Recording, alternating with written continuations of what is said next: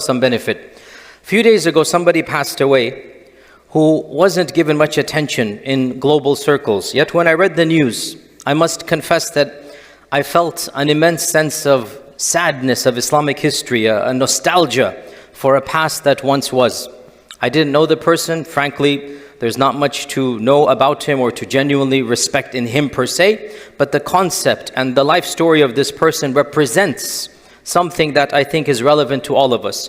I refer here to the last Nawab of Hyderabad, Mir Mukarram Jah, who died in Istanbul a few days ago and was flown to Hyderabad to be buried close to the graves of his ancestors, the Nawabs of Hyderabad. Now, the irony of today's talk is that it's not about that individual himself. Frankly, there's not much to say. Truth be told, he didn't have that many contributions to the Ummah and for the course of Islam. And frankly, when you read up about his life, the marriages and the settlements and the court cases, khair, let's leave all of that because we shouldn't go down this route of speaking about individuals who pass away. We're not really talking about him. We're talking about his story. We're talking about what he represents. We're talking about a legacy and how short-lived that legacy was and how shortly removed we are from this amazing, amazing story that the entire globe once upon a time was following. So let me take a step back. The Nizams of Hyderabad, the Nawabs of Hyderabad, all of you Indians are aware of the Nawab of Hyderabad. The Nawabs of Hyderabad, they go back to the time of Aurangzeb. Aurangzeb was the one who instituted the first governorship of that region.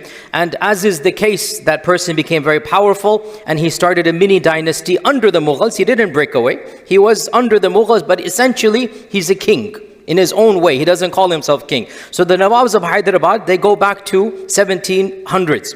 And they had an area of land that was larger than all of England, all of Italy. They had a massive province in India. And this province eventually became the richest province of India and one of the richest regions of the entire world. Our story begins with the 7th Nizam of Hyderabad, the grandfather of the one who passed away. The 7th Nizam was the most famous one and the richest one. And his name is Mir Usman Ali. Mir Usman Ali, he came to power in 1911, roughly 100 years ago. Hyderabad was already wealthy.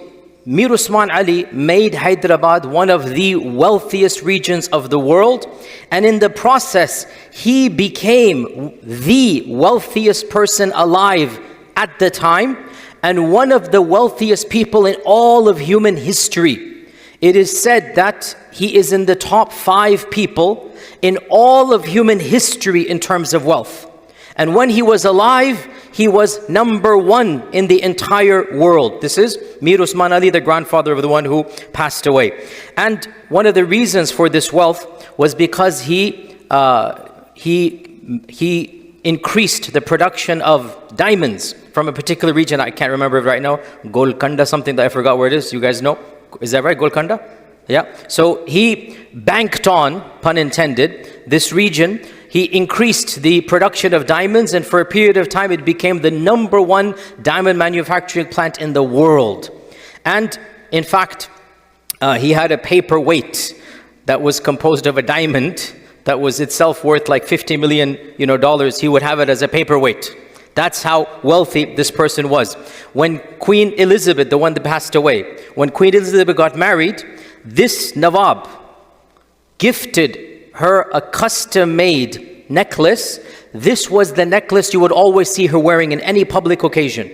If you see any picture of Queen Elizabeth, there's this beautiful diamond necklace. That necklace was made by this Nawab of Hyderabad and gifted to the Queen. And the Queen loved it so much. It was the most expensive. It is the most expensive. She wore it on every official occasion. You will find it. That's gifted by that Nawab. In 1937, Time magazine, which used to be far more prestigious than it is now. Oh, young people, understand, Time magazine once upon a time was extremely prestigious. And these days, nobody cares as much. It's Frank here. But Time magazine put Mir Usman Ali on the cover of the magazine. This is 1937.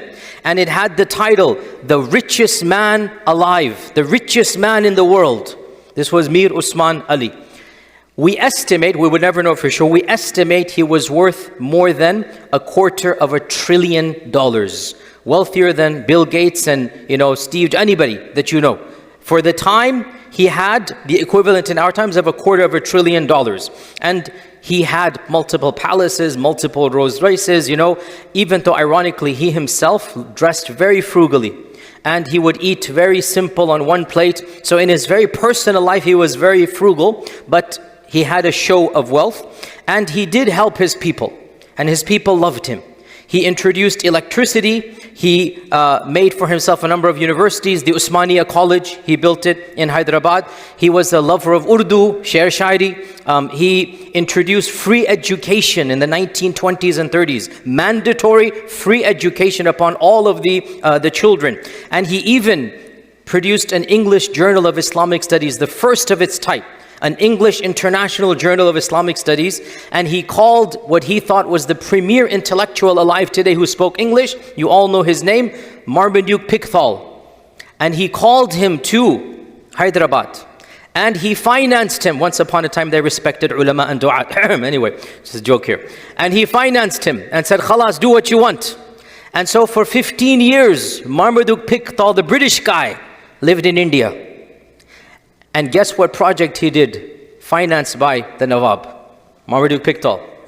Translation of the Quran for the first time in the English language, sponsored by. And that's why he thanks the Nawab. If you read the introduction, if you go back to that book that we used to read back in the 80s and 90s, nobody reads that translation anymore. He actually thanks the Nawab for his sponsorship, for helping him out here. And the Nawab was so powerful that he actually had his own currency. He did not use the British Raj currency. The British Raj gave him semi-autonomous powers. Like he wasn't under the Raj. He was semi-independent. He had his own independent army. The only state under the Raj that has its own army. So definitely this person was a very, very interesting person. Now, we stop the story here, quickly move to another place in the world because the story is going to come together, as you're already figuring out, I hope. In another part of the world, other developments are taking place. In the 1920s, the last Sultan of the Ottoman Empire. Yes, the two stories will merge, that's the whole point. The last Sultan of the Ottoman Empire, Sultan Abdul Majid II, is seeing the rise of a new force called the Young Turks. This is 100 years ago from right now, literally 100 years ago. From now, the last Uthmani Khalifa is seeing a rising secular force that hates the religion, that has no interest in helping Islam. Eventually they become powerful. Eventually they took over the parliament. And then in 1924, they abolished the caliphate. 198 years ago basically, they abolished the caliphate and they expel the last sultan. They cause the Ottoman Khilafah to come to an end. They officially declare there is no more Khilafah. This all took place literally 100 years ago as we're speaking.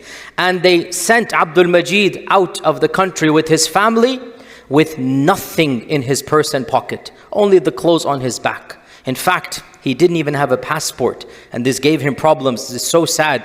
He couldn't even find a country to go to because the king doesn't have a passport, the Khalifa doesn't have a passport. It actually gave him problems to enter into countries. Finally, he settled in Nice, France, you know, the borders of France.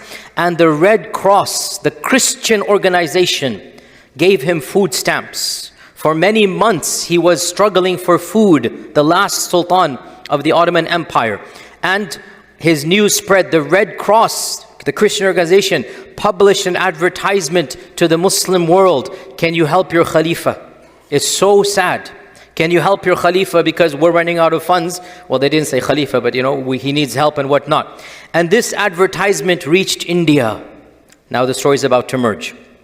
Now, in India at this time frame, all of you who have studied in India, Pakistan should know of the Khilafat movement, right? Have you remember this back in your high school days, the Khilafat movement? Can anybody mention some of the key figures of the Khilafat movement?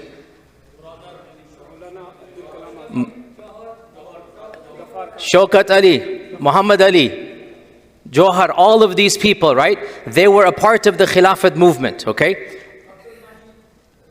Abdul Majid Daryabadi as well. So there were a number of people part of the Khilafat movement, right? They wanted to revive the Khilafah and protect it.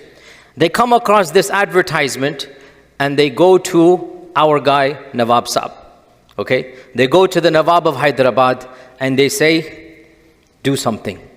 So the Nawab of Hyderabad then decreed that for the rest of the Sultan's life, he's going to get a massive sum of 300 pounds a month. By the way, that was a decent sum back then. Okay, but 300 pounds, $300, that's literally worth $250 right now. The dollar is more powerful than the pound right now, I think, right? $270, $290. He said $300 a month would be given.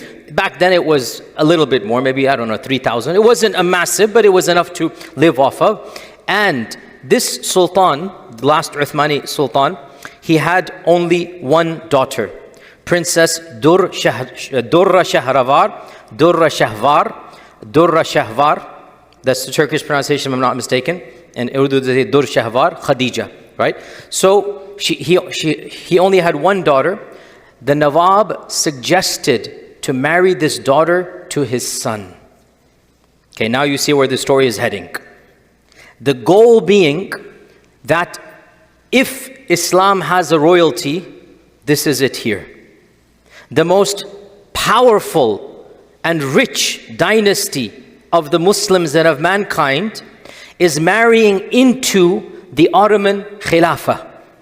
This is now the bringing together, the only time bringing together of these two extremely historic, powerful, and the one side very wealthy, and the other side the most powerful once upon a time dynasties in marriage and in union. And he only had one daughter. The Shah of Iran, not the one you know, his father. The Shah of Iran, not the one in the 70s, his father, wanted her for this Shah of 1979. He wanted her for his son. The King of Egypt wanted her for his son. And the Nawab wanted her for his son. What a place to be in. 3 Shahinshahs and kings and Nawabs, all asking for your daughter's hand in marriage. Of course, who's going to win? Guys who are studying in college? Take note. Who wins? You know why. Okay, it's common sense. You have to think of strategy and whatnot. So the Nawab's son obviously gets the nikah done, and the entire entourage from Hyderabad comes to France in 1931. And a very famous historic hotel, which is still standing to this day, in Nice, it is considered to be one of the ancient hotels of Europe. It becomes the Shadi grounds. And this became a media spectacle. Can you imagine 1930s? You have the Nawab's family. The Nawab himself did not come. The Nawab's family, entourage, the wealthiest family in the world, dressed like Maharajas, literally head to toe, walking in the streets in Europe, right? The photographers had a field trip, 1001 Nights, Arabian Prince, this and that, the Muslim marriage. But here's the point. This marriage was celebrated around the globe. All Muslims became happy at a time when there's very little joy happening, at a time when there's one misery after another. This marriage became a hope and a beacon and an optimism. Do you understand why? Literally, it was believed that from this union, a Mahdi-like figure might emerge. Like literally somebody, I mean not the Mahdi, you get my point. I mean somebody would come that would bring a sense of izzah and glory into the ummah. So from this marriage, our Mukarram Shah was born. The point that I want to bring up here, this very person who passed away a few days ago, this is the person. How short was this era? How briefly in the recent past, literally 1 generation ago. This Mukarram Shah, Nawab Mukarram Shah, was born in the 1930s, I think 33 he was born, 1933, so he passed away, he's almost 90, right? So 89 years old, he passed away. And the Nawab was so overjoyed, and again this is surreal, he was so optimistic that this grandson of mine is going to bring about the izzah of Islam, that he announced publicly that the Nawabship would pass over his son directly to his grandson. Skip the son, I'm not even mentioning the father's name because he's just a footnote in history. Skip the son, and my grandson is going to become the Nawab after me. That was the hopes pinned on this individual. that something's going to happen because he has royal blood. If we have a royalty, this is the closest we get to that royalty. The entire ummah is like, harping for joy, wondering what's going to happen of this. But khair, not even the Nawab could predict the future, because the Nawab lived to see his own decline, just like the last Sultan, the last Ottoman Khalifa saw his decline. The Nawab began to see the talk of a partition, and the British are going to leave, and he was given the choice to join either of the two sides, and the Nawab refused. And he goes, I'm not going to join either of these two sides. And he demanded an independent kingdom, like the British were giving independent kingdoms in Africa, Namibia, all of these little kingdoms. He goes, I deserve my own kingdom. I'm not going to be subservient to anybody. It's the way. Again, people are like this. And if anybody has the right to say that after his legacy and his wealth and whatnot, he felt, I'm not going to be subservient to anybody else. But Lord Mountbatten, the last Viceroy of India, the Queen refused, or the King at the time refused, that we're not going to allow a mini state within India. He still refused to sign. And when the British left, he was planning to go to war with India, and he had the troops lined up to go to war. But the Indian army invaded in September of 1948. They marched into the streets of Hyderabad, and there was some skirmishes and fighting until finally he was forced to basically acquiesce and give up. And I have a senior friend of mine, a very elderly person whom I love immensely, friend of mine in England. I will mention his name because he is also, subhanAllah, 89, 90 years old. His name is Abu Atif. And he told me that he was a child in Hyderabad, and he remembered seeing the troops march in, and the Nawab's troops having to surrender. He remembers this, and I remember he told me this 20, 30 years ago, and I was just in shock, like there's a person alive who remembers this, right? But subhanAllah, this is how quick this, how recent all of this was. So in 1948, the British left, the Nawab had to surrender, and he continued to live his life even though India took the majority of his assets, the majority of his savings, but they gave him enough to live a comfortable life. So he remained in Hyderabad till he died in 1967. The last Ottoman Sultan, Abdul Majid II, died in Paris, and Turkey refused to allow him to be buried. Even his dead body was denied entry. So eventually the king of Saudi Arabia, King Saud, had mercy, and they allowed his body to be buried in Medina. He's buried in Baqi'. He's buried in Medina and Baqi'. So he also passed away. This person, Nawab Mukarram Jah, is that grandson that brought both of these sides together. He has royal blood of the Nawab. He has royal blood of the Ottomans. But khair, qaddar Allah, in the 60s, he then left India, went to, of all places, Australia. Settled in Australia for like 30 years in the outback, not even in a major city. Wasn't connected much to the ummah, went through his own issues, which no need to get into. And he then retired to Istanbul a few decades ago, I think 2.5 decades ago, lived a quiet life, and then passed away. So the khatir is not about him. May Allah have mercy on him, passed away, our brother in Islam. The point really was just a brief reminder of some events that happened one generation ago. Just one generation. And again, to me, this is just mind-boggling. As a person who loves history, the very person whom the entire globe was happy at the marriage and happy at the birth and brought these families together, this isn't thousands of years ago. He lived in our times. People met and interacted with him. There is video footage of him. And he just passed away a few days ago. And one other lesson that really is an eye-opener: how quickly power and fortune comes and goes. How quickly, from the richest man in the world to basically the grandson having almost nothing, literally, because of all the things that happened in his life. Subhanallah. And even he himself, from the richest man to losing an empire. The Sultan Abdul Majid not even being able to afford food. It is said that days would go by, there's no food in his house, until the Red Cross gave him some food stamps in this regard. If this is not an ibarah for us, if this is not a lesson for us, where the most powerful and the wealthiest people, their entire, privileges change overnight, if that's not going to bring us a lesson of humility, then what will? In any case, that's our khatira for today, a brief lesson in recent Islamic history. May Allah subhanahu wa ta'ala bless you all. Until next time, jazakallah khair. Assalamu alaikum wa rahmatullahi.